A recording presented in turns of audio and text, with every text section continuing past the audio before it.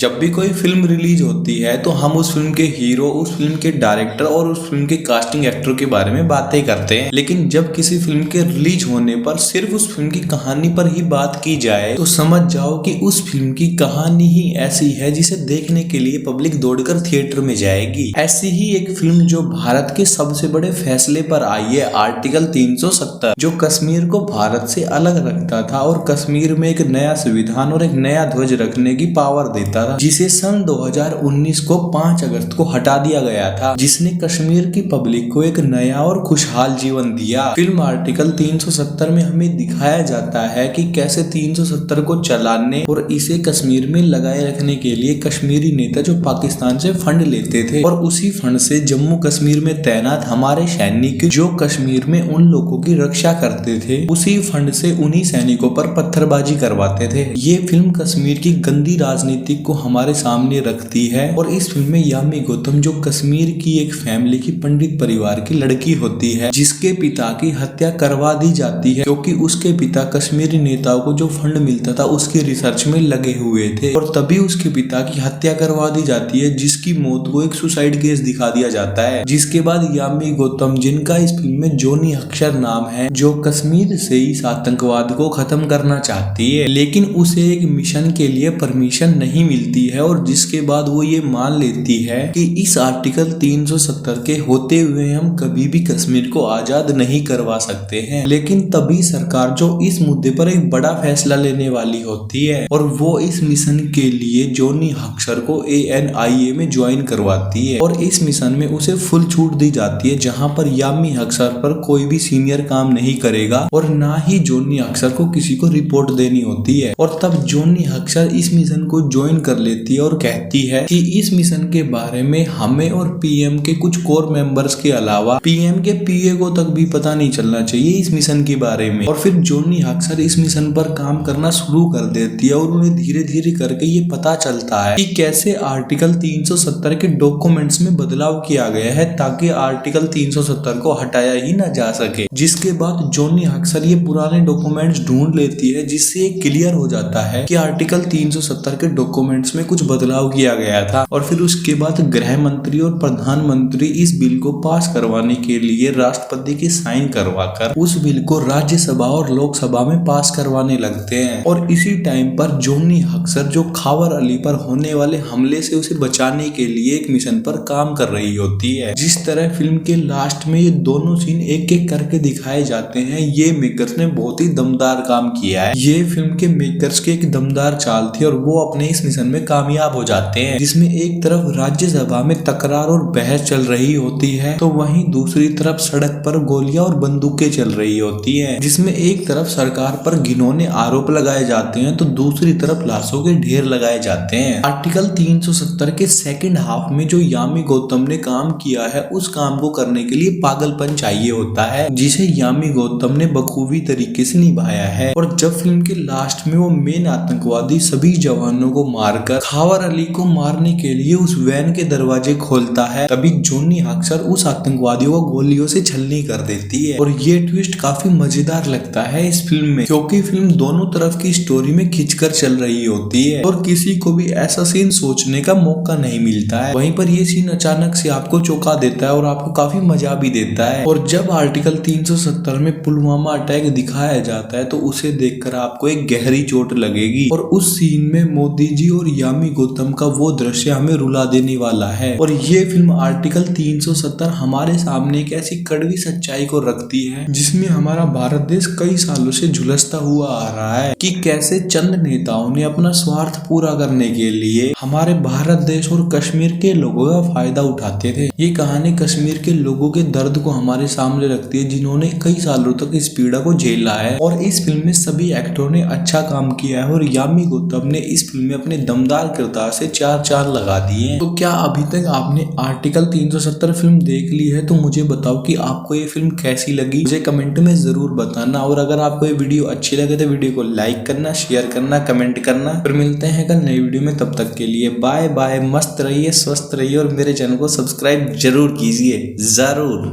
Thank you. PM के PA